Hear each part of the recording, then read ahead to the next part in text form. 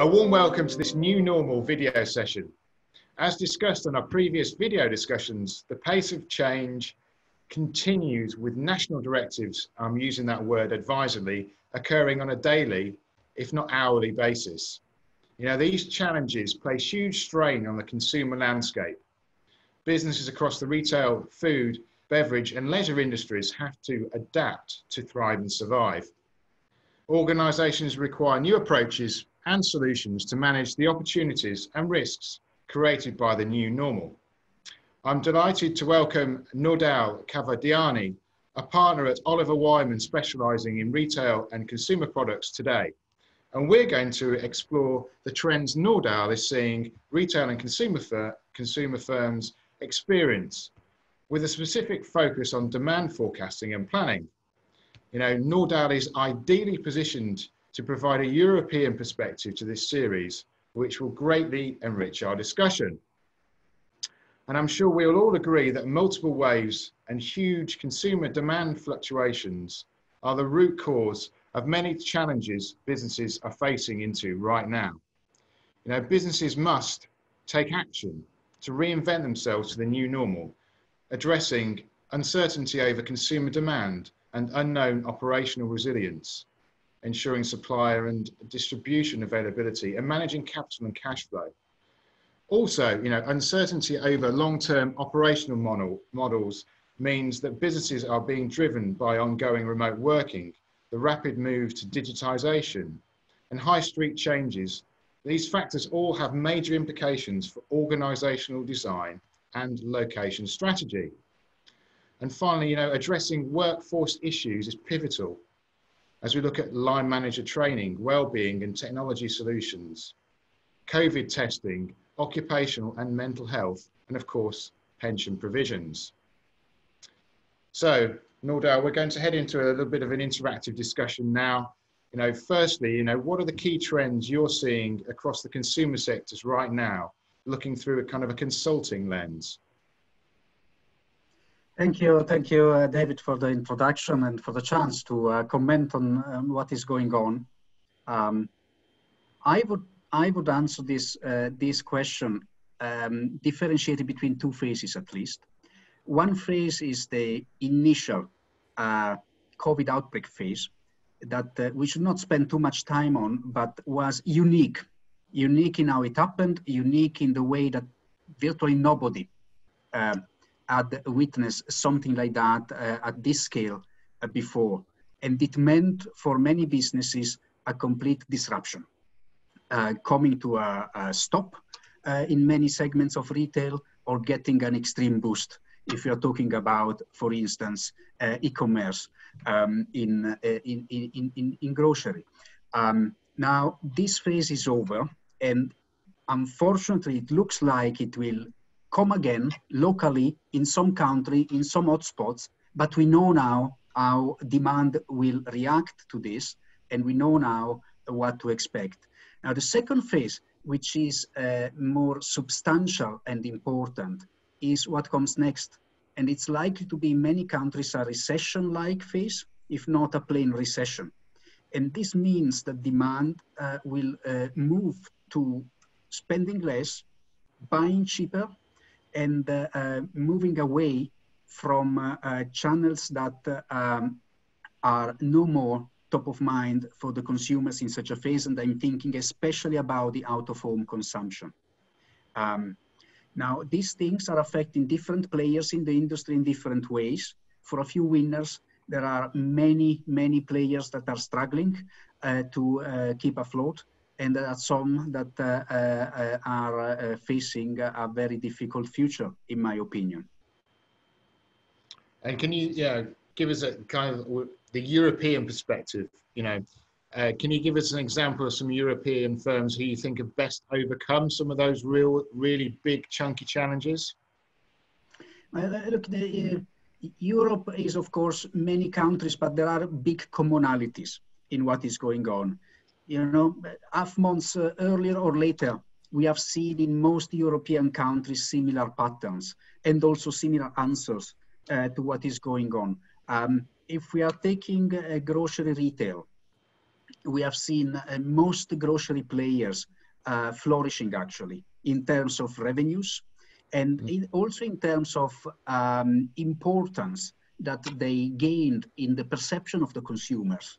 It used to be a branch of retail that was a bit dusty and not so sexy really, but it turned into a very critical and crucial bit of society in order to survive the first months of COVID, and now in order to navigate through a phase of uncertainty that requires adaptation, and where the consumer are expecting cheaper food that they can afford buying, given part-time jobs and even no jobs in some situations. If we look on the contrary on non-food retail, well, that was an up and downs depending on the sector really. If I take DIY, if I take home furniture, after a short period of hard lockdown, well, those segments actually picked up pretty nicely, also on reflection with respect to what is happening now at home. On the contrary, if we take fashion, if we take luxury, well, the outlook is really not that bright at the moment. We are entering into the new season, winter season, and it's not at all clear how good that season will be for the players. It's already clear that the summer season was to forget. And if too many seasons are of this kind, then we know what happens. Yeah, agreed. You know, there's such diversity, I guess, in the way that different parts of the consumer industry have responded. You know, that Absolutely. move to grocery, big change, and I think everyone's perception, as you said, of the grocery retail sector has changed dramatically. You know, we often call workers in that sector sort of national heroes now. Exactly. Total change from where we were. I love that description about, you know, it used to be dusty. You know, they're very much a shiny industry going forwards. And one thing I'd like to pick up regarding that fashion and luxury challenge, you're right, because those industries have been so obviously consumer industries have been so tourist dominated, and the lack of the kind of the tourist dollar and footfall really is shaping those industries quite dramatically at the moment. So yeah, they've got heroes on one side and people who really are struggling on the other. And it's also interesting to hear that that's kind of after a slow start, DIY and sort of the home furnishings continues to be a sector that's flourishing. I'm just wondering whether you've seen some of the more successful businesses, any commonality in their reinvention strategies? Sure. Let me comment on that. And perhaps going back to the previous question, also make a very obvious remark on the FMCG and production side. There has been a major shift, of course, away from out-of-home on-trade channel towards the retail off-trade channel. And this also is, of course, a big shift in the way the producer operate and the producer were able to adapt to very quickly. Now, what are the commonalities of the reinvention and the adaptation that we saw? At the beginning of the crisis, I think there was the imperative of reacting quickly, demonstrating agility, even if perhaps in the past that was not the most natural and common trait of a company. And it was necessary because of cash flow necessities. Many companies needed to react quickly because of economic realities.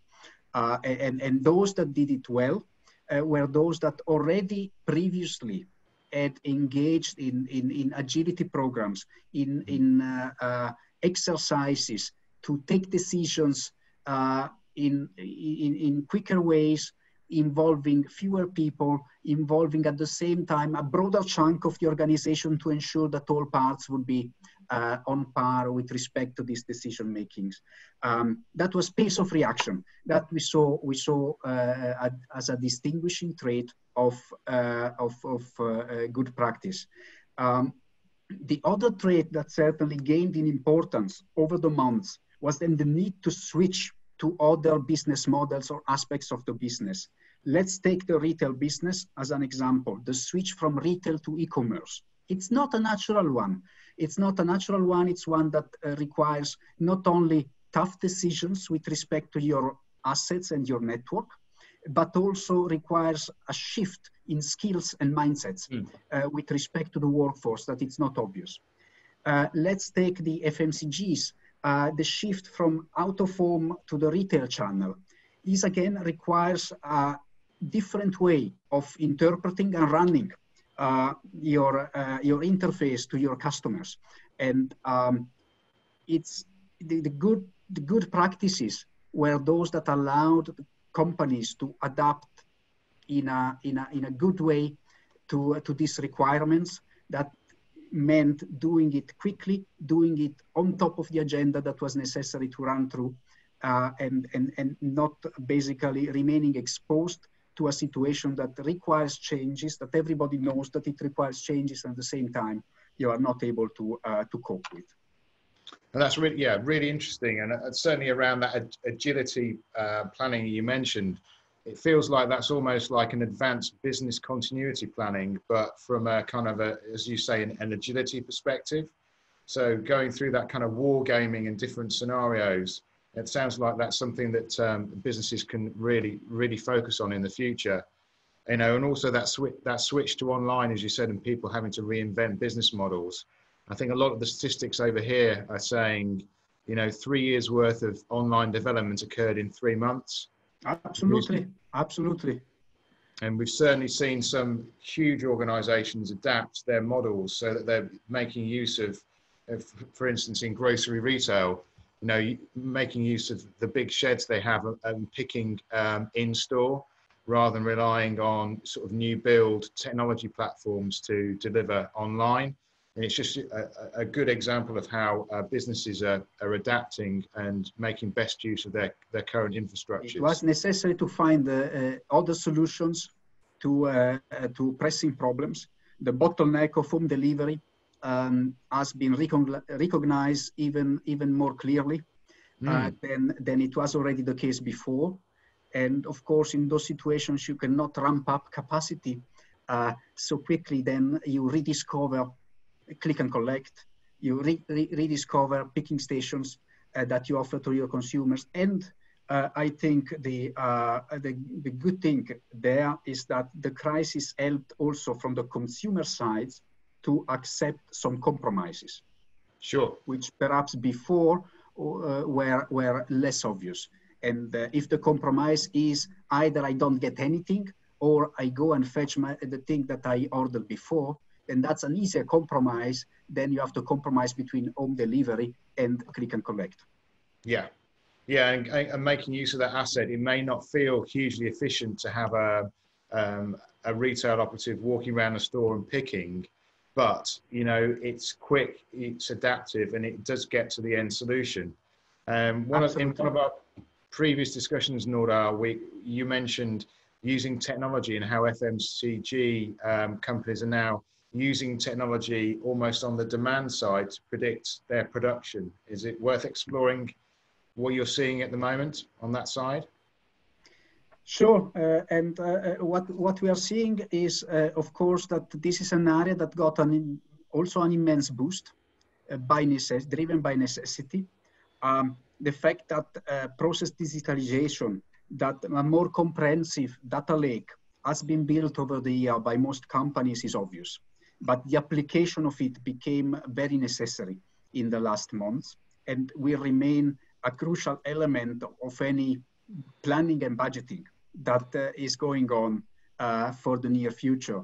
And by the way, I think also the whole concept of budgeting has become a bit more relative for most companies. So the budget is the budget that you have at the moment, and you know that in 2 or 4 weeks, the budget may be a different one, and you accept that as part of the agility that we were talking about before, almost a rolling budgeting exercise going on. But back to the question, technology to predict and project future demand. Of course, the pandemic situation plays a crucial role, an important role that needs to be monitored and incorporated in whatever companies are using to predict demand. But this is not enough. And there is, as part of more advanced data lakes, the notion of modeling movements, for instance, traffic movements, using Google indices and the like to get a better grip of what is going on. Modeling out-of-home consumption, for instance, using data from booking platforms such as Open Tables. You can get a better grip of what is going on with these inputs that allows you to better inform your assumptions. And this is a very important steps of being more comfortable, at least for a few weeks ahead, with respect to what is going on. In terms of a more longer term perspective, I think it is no mystery that we will be witnessing in many segments of consumption a constriction, or at least a trade down of the consumers. That means perhaps not such a huge change in the top line, but a change in the mix that is pretty relevant, in the mix of what people will be buying, and as such in the mix that retailer have to offer on shelf or online, and in the mix that that producer have to adapt to. And we already mentioned the obvious situation of out-of-home versus retail channel. Pretty obvious that that production will be tweaked much more massively towards the retail channel in the near future than it was before. Yeah, and I really like that idea of taking data feeds in from multiple sources. You know, the traffic prediction, the table filling prediction. I think that's really good insight. And obviously with your consulting lens, you've probably got access straight into C-suite and straight into the board. You know, what's your sense of how boards are kind of changing their view of risk management that's been driven obviously by the COVID crisis? So this is a interesting question. I would love to be able to give a simple answer to it, but the answer is likely to be depending again on the situation that individual companies are in. I would say there was a phase where the strategies were actually handling the first impacts. Then there was the phase of managing through the crisis, which most companies, I would think, are still in. And then there is the phase of winning in the new normal, so to say. If we look at these phases, a common denominator has been that risk management has gained massively in importance in the discussions that were taking place, to the extent that is no more, in my, say, layman perception, a niche in the company that is only tapped into when something happens, but it's actually a voice, an important voice in fundamental decisions that are being taken. Why? Because also the public, the consumers, and society is looking at this from a completely different lens, for a much more critical lens, and you don't want to be the company that is in the news for something that happens in that respect, as an example. And we have seen situations in food processing in Germany, in textile in Italy and the UK, where hotspots of COVID were actually pretty close to companies and practices in the industry that obviously are now looked at from a much more precise and critical point of view. Sure. And yeah, focusing on that sort of winning in the new normal theme, you know, and the preeminence of risk management and the rising kind of interest in risk management. Do you think we're getting to this stage now where businesses are going to use their approach to resilience and risk management as a competitive differentiator?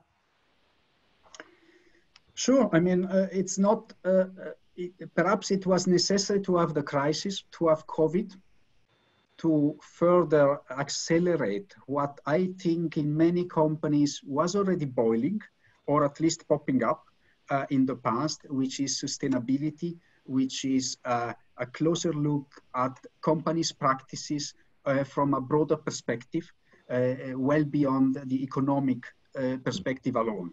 And COVID accelerated that massively.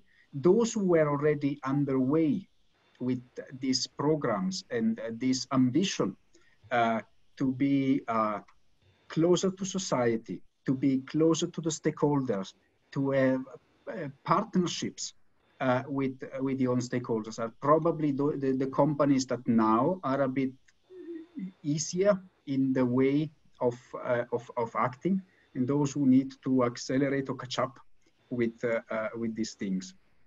And I remember great examples of partnerships between companies in order to serve the customer in a better way. I also remember from the crisis great examples of producers helping the own clients in several ways in order to provide a better starting situation for the new normal. So all of these things are paying off afterwards, and have to be thought about in the difficult moments. So yeah, excellent discussion, Nordal. Thank you for providing these really valued perspectives. And you know, the key themes that are coming out of this for me from today's discussion is really about change. It's about adaptation, and it's about agility and being flexible. And it's clear you're seeing from your consulting background, you're seeing winners. They have all those attributes, and it's critically important that we kind of guide and advise our customers and clients about how best to develop those attributes. So just to kind of wrap up, I'm sure the audience will agree. You've provided a great kind of consulting lens and also a European perspective and insight. I think that's really enriched today's discussions. Thank you, Nordal. So my pleasure, David. Thank you. And yeah, we're halfway through our video series now. Our next sessions will draw on topics including mental health and also generational changes in the insurance market. Let's not forget, at the same time that there's been change within kind of industries because of COVID, the insurance industry is also changing. So the next series will also focus on property and directors and officers liability markets. So to wrap up, we really look forward to welcoming you to these future video sessions. In the meantime, take care and stay safe.